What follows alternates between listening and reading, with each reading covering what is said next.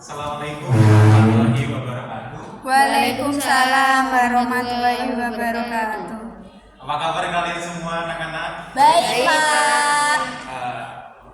Apakah ada yang tidak masuk hari ini? Ada. Siapa tuh? Febri, Pak. Mei Wahyu, Pak. Kenapa dia? Febri sakit. Apakah ada suratnya? Tidak ada.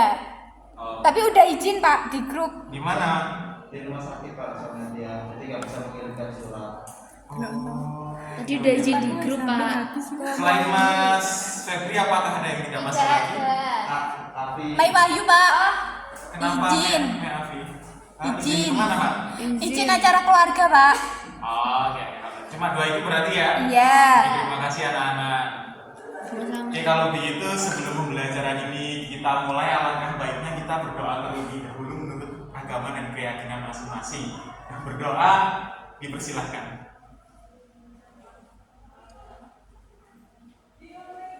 Berdoa selesai.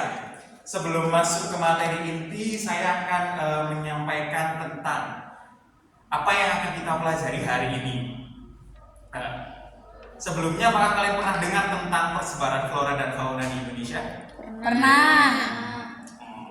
Oke, kalau kalian sudah pernah dengar, coba Mbak Wahyu, persebaran flora dan fauna di Indonesia ini kan sendirinya umumnya dibagi menjadi 3 bagian ya. Apa aja itu?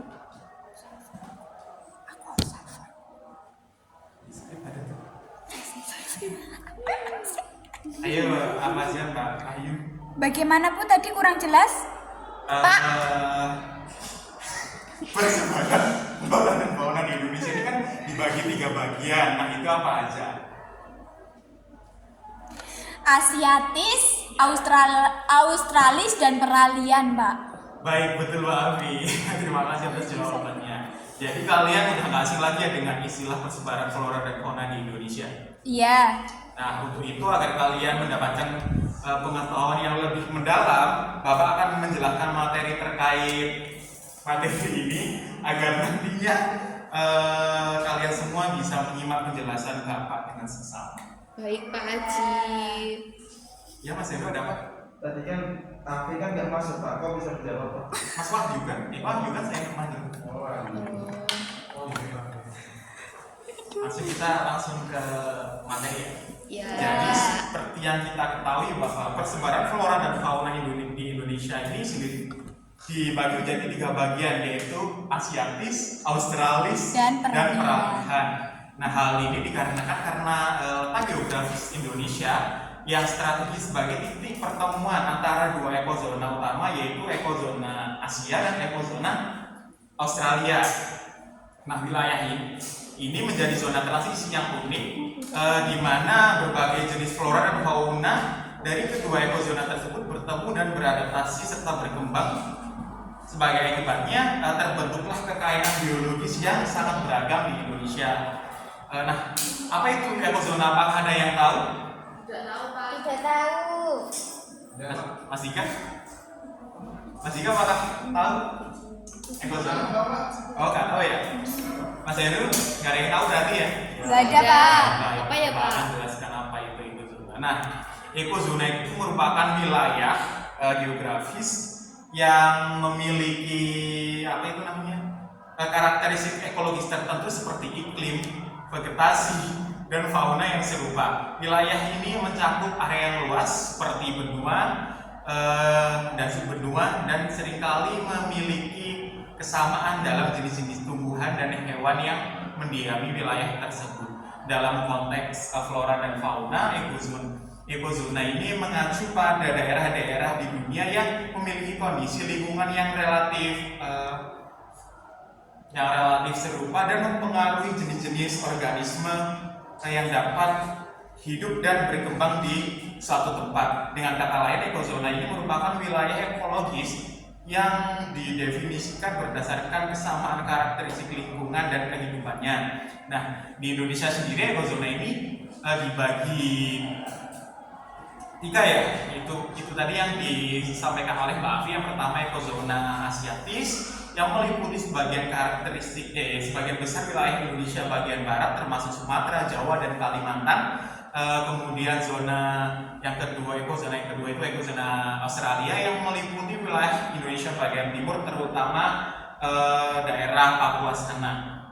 Kemudian yang terakhir yaitu ekozona peralihan. Ekozona peralihan ini merupakan zona transisi antara ekozona asiatis dan australis yang meliputi wilayah seperti Sulawesi, Maluku, Nusa Tenggara. Nah, flora di ekozona peralihan ini mencakup beberapa jenis tumbuhan endemik.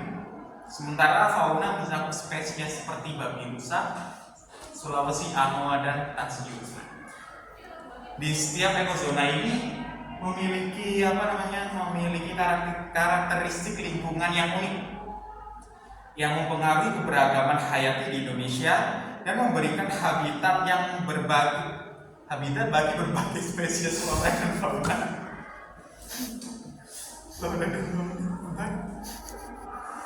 Yang khas pada awalnya persebaran flora dan fauna ini tidak ada garis deliniasinya, namun seiringnya perkembangan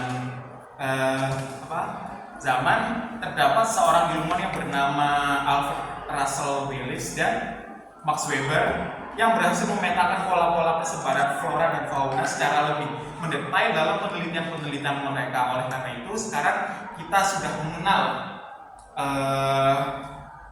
dua macam garis yang dicetuskan oleh beliau, yaitu garis Wallace dan garis Weber, di mana garis Wallace merupakan garis yang memisahkan antara zona asiatis dan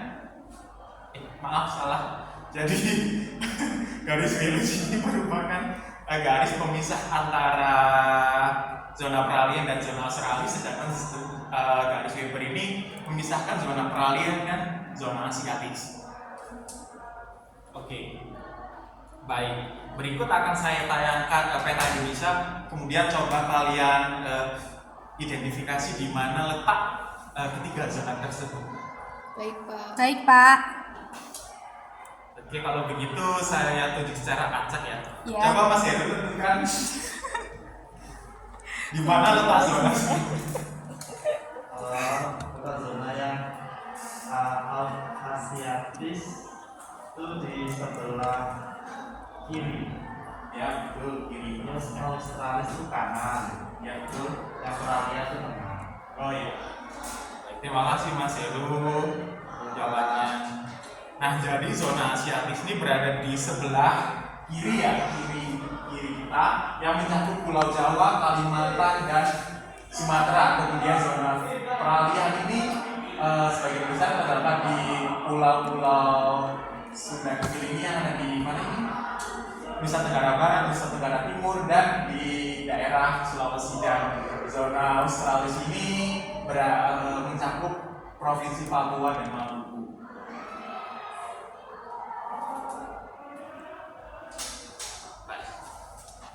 Seperti yang kita ketahui bahwa Indonesia ini memiliki flora dan fauna yang sangat variatif. Tidak sedikit pula tumbuhan maupun satwa endemik yang tidak hanya ditemukan di Indonesia.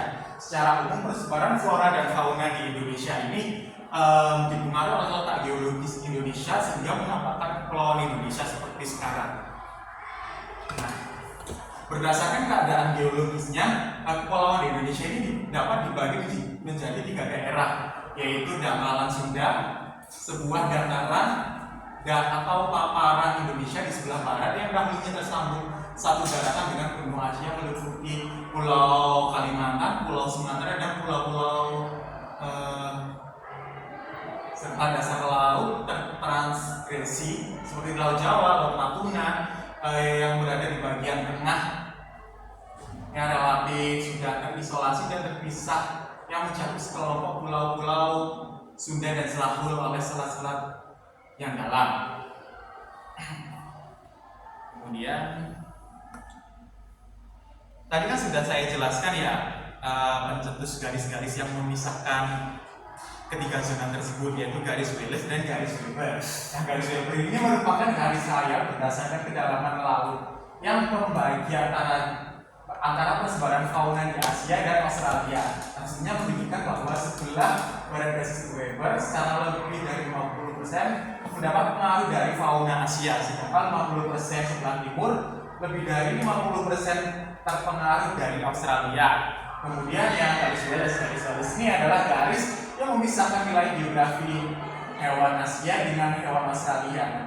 Garis ini dimulai dari Selat Lombok yang ditarik menuju ke utara, melewati Selat Makassar yang kemudian membelok ke Laut Sulawesi yang akhirnya ke Samudra Pasifik melewati celah antara Mindanao atau Filipina dan Kepulauan Sangihe. Pembagiannya adalah sebelah barat mendapat pengaruh dari Asia dan sebelah timur mendapat pengaruh dari Australia. Nah, kemudian persebaran flora di Indonesia ini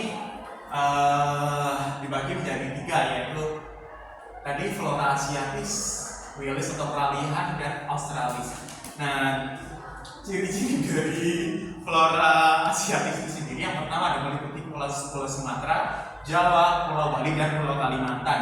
Nah, sebagian besar hewan di zona ini mendapat pengaruh yang lebih besar dari flora yang berada di Asia. Kemudian jenis tumbuhan yang berhabitat di sini itu sebagian besar dari suku itu Dipterocarpaceae. Kemudian yang kedua dari flora dataran peralihan atau daerah Wilis ya, meliputi Sulawesi, Nusa Tenggara, dan Maluku. Mendapatkan sebanyak ini tuh di zona ini sebagian besar hewan floranya itu gabungan dari Asia dan Australia, sehingga di daerah ini didominasi oleh jenis-jenis tumbuhan berhabitatus pohon dari suku Araucaria iritasi dan berbagai. Yang terakhir flora dataran sahur atau flora australis. Nah, flora australis ini meliputi Pulau Papua dan pulau-pulau sekitarnya. Nah, di zona ini sebagian besar floranya itu mendapat pengaruh dari flora Australia dan didominasi oleh jenis-jenis tumbuhan berhabitatus pohon dari suku Araucariaceae dan Myrtaceae. Kemudian pola persebaran di Indonesia ini dibagi menjadi 4 ya. Yang pertama flora bagian Sumatera Kalimantan, flora Jawa Bali, flora Kepulauan Wilis, dan flora itu udah berapa? 12. Ya. Kemudian yang persebaran fauna. Persebaran fauna yang pertama ini adalah fauna asiatis, di mana wilayah fauna asiatis ini meliputi Pulau Sumatera, Jawa, Bali, dan Kalimantan serta pulau-pulau kecil di antaranya.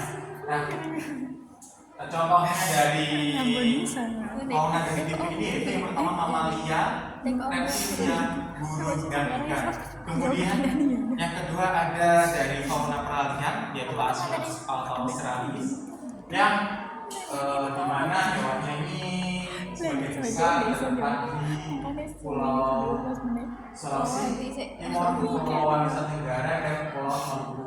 Jenis-jenis fauna di daerah ini antara seperti mamalia, anoa, babi rusa, tapir, ikan duri, khusus monyet hitam, amfibi, reptil, dan berbagai macam burung. Kemudian yang fauna australis ini wilayah fauna Indonesia tipe australis meliputi dari Pulau Papua dan Kepulauan Aru dan pulau-pulau kecil di sekitarnya. Wilayah fauna di Indonesia Timur ini dengan fauna Indonesia Tengah dibatasi oleh garis Weber. Jenis-jenis fauna Indonesia australis ini antaranya seperti mamalia terdiri dari kanguru, wallaby, beruang. Nah, kalau reptil itu seperti buaya, biawak, kadal. Terus ada amfibi seperti kakak pohon, kakak terbang, dan kakak air. Baik. Jadi seperti yang sudah Bapak jelaskan bahwa persebaran flora dan fauna di Indonesia ini kan dibagi menjadi 3 ya, yaitu flora fauna tipe asiatis, Australis, peralihan, dan australis. Nah, dari ketiga zona tersebut dibagi oleh 2 garis yang menjulur dari selatan ke utara, yaitu garis Weber dan garis Wilis. Oke, baik anak-anak, dari materi yang sudah Bapak sampaikan apakah ada yang belum dimengerti? Tidak, Pak. Mbak Vera? Paham. Mas Dika? Oh, oke, baiklah kalau begitu terima kasih atas partisipasi dan kerja keras kalian dalam pembelajaran tentang persebaran flora dan fauna di Indonesia ini. Sebelum kita berpisah, mari kita tinjau kembali beberapa hal yang telah kita pelajari.